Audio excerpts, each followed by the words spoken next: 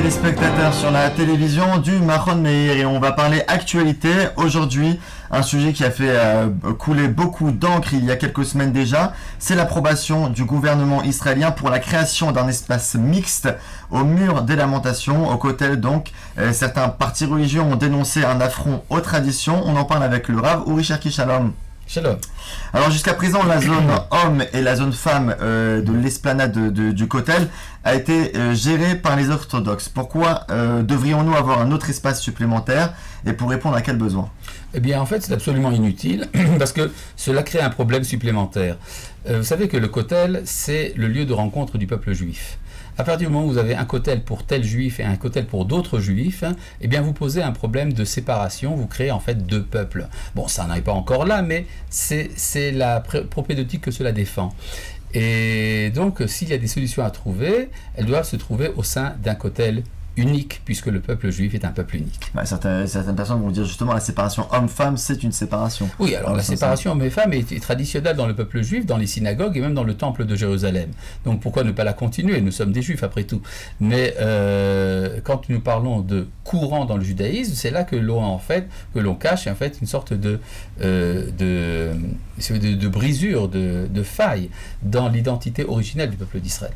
Ce serait de la provocation ou ce serait une vraie revendication? Disons, on peut dire que les mouvements réformés et conservateurs n'ont pas été sionistes pendant longtemps, ils le sont devenus il y a quelques dizaines d'années, et ils cherchent leur légitimation au sein de l'État d'Israël, ce qui est assez nouveau, pourrait-on dire, et cela vient en fait d'une crise, qui est le fait qu'ils sentent que peut-être leur avenir Angola n'est pas aussi bien assuré qu'avant, et donc ils cherchent une emprise, un foothold, si vous voulez, en Eretz Israël.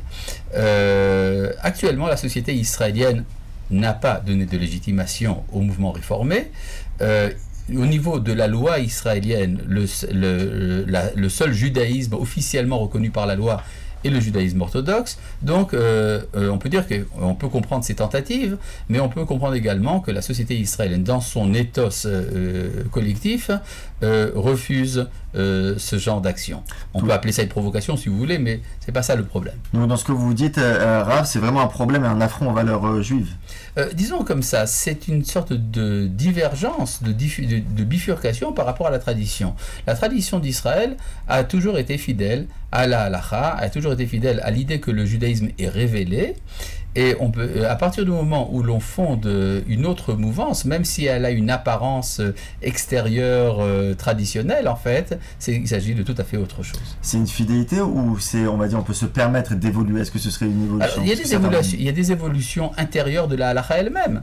Vous savez bien qu'au sein même du monde que l'on appelle orthodoxe, il y a des mouvances extrêmement différentes, mais elles se retrouvent toutes sur un point commun, qui est justement la révélation et la fidélité à ce qu'on appelle la loi orale, même si elle comporte en elle-même la possibilité d'une évolution.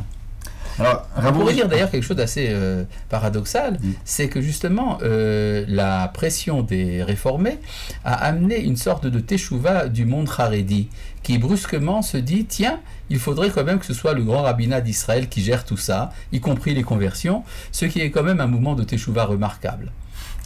Alors justement, je voudrais généraliser un peu, faire digression. D'où vient cette séparation homme-femme et comment cela se passait-il au temps du premier temple?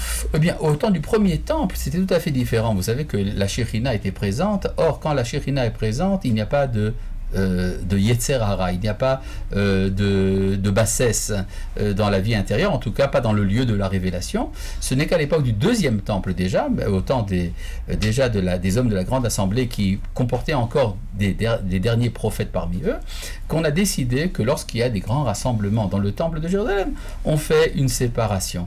Je tiens à rappeler que cette séparation se faisait dans les moments de prière ou de joie ou alternativement de deuil. C'est ce que disent les prophètes, le prophète Zacharie entre autres, et non pas lors de la lecture de la Torah par le roi d'Israël lors de Hakhel, parce que lorsque la Torah est lue, effectivement le Yetzer Hara n'est pas présent. Et donc on peut se concentrer. Tandis que quand il y a un élan, si vous voulez, de sentimentalité qui est celui de la prière, alors c'est là que peuvent intervenir des troubles dans la prière. Vous savez que il y a chez nos frères séfarades, il y a une très belle coutume qui est que lorsque la Torah sort, on enlève le rideau entre les hommes et les femmes. Et puis à partir du moment où la prière reprend ses droits, alors on remet le rideau en place.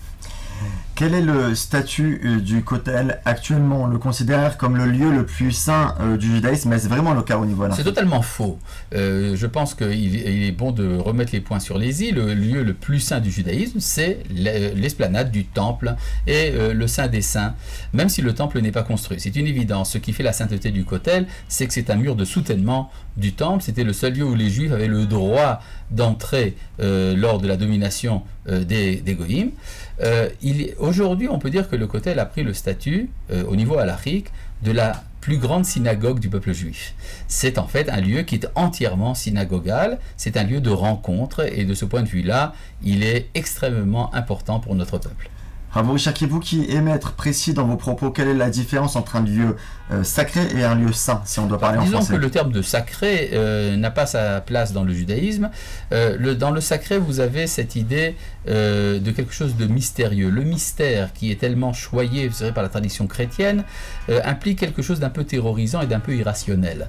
Tandis que quand on parle de saint, on parle de quelque chose de tout à fait rationnel. C'est la relation morale totale entre l'homme et la divinité. Dernière question à Rav Shaki, finalement on se chamaille pour défendre les intérêts du Kotel, zone mixte, pas zone mixte, et le monde du temple dans tout ça. Qu'en est-il en définitif? C'est censé être l'essentiel de notre démarche, vous l'avez dit il y a quelques minutes. Doit-on le laisser abandonner et en statu quo encore longtemps, ou devons-nous y monter pour protester et revendiquer cet endroit au effort? Disons, monter ou ne pas monter est un problème de halakha, et à mon avis c'est tout à fait secondaire. Le problème est une question ici de droit. Et il y a ici un mensonge qui est colporté par la communauté internationale, qui est que ce lieu serait un lieu saint de l'islam. Alors que l'islam a sanctifié ce lieu parce qu'il était le lieu saint des Juifs.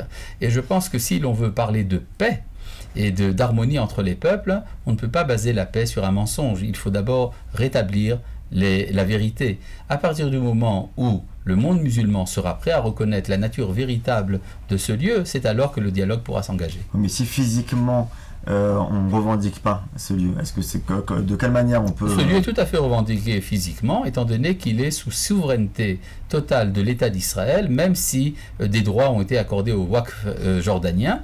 En tout cas, ce lieu est notre lieu à nous. Et donc, le droit légal de tout juif et de pouvoir y entrer et de faire la prière. Si son rabbin lui interdit, c'est un autre problème. Mais ça, c'est son problème personnel. Au niveau national, c'est le lieu du peuple d'Israël. Pendant cet été 2017, on assistait à une série d'événements autour du mont du Temple qui ont évidemment eu un impact, comme d'habitude, au niveau international. Qu'est-ce que vous en avez pensé? Qu'est-ce que vous avez pensé des décisions gouvernementales? Je vous tiens à vous rappeler quelque chose de très important, c'est que les musulmans actuellement désignent le mont du Temple, non pas du terme qui était le leur jusqu'à présent, Haram et Sharif, le lieu saint, mais ils l'appellent El-Aqsa, c'est-à-dire du nom de la mosquée qui est tout à fait à l'extrême du mont du Temple. Ils revendiquent le nom d'El-Aqsa comme si c'était une mosquée pour tout cet espace. Ce qui est encore un nouveau mensonge. Les décisions gouvernementales suppliant les musulmans de vouloir bien y entrer, malgré tout, frisent le ridicule. Je pense que ce n'est même pas la peine d'expliquer pourquoi. Merci beaucoup, Rav Shaki, pour toutes ces précisions. Merci de nous avoir suivis. Vous continuez évidemment de nous suivre sur les réseaux sociaux, de vous abonner à nos pages et de commenter nos vidéos et de proposer éventuellement vos sujets, les sujets que vous voulez qu'on traite ici. Merci beaucoup, Rav Shaki. Shalom.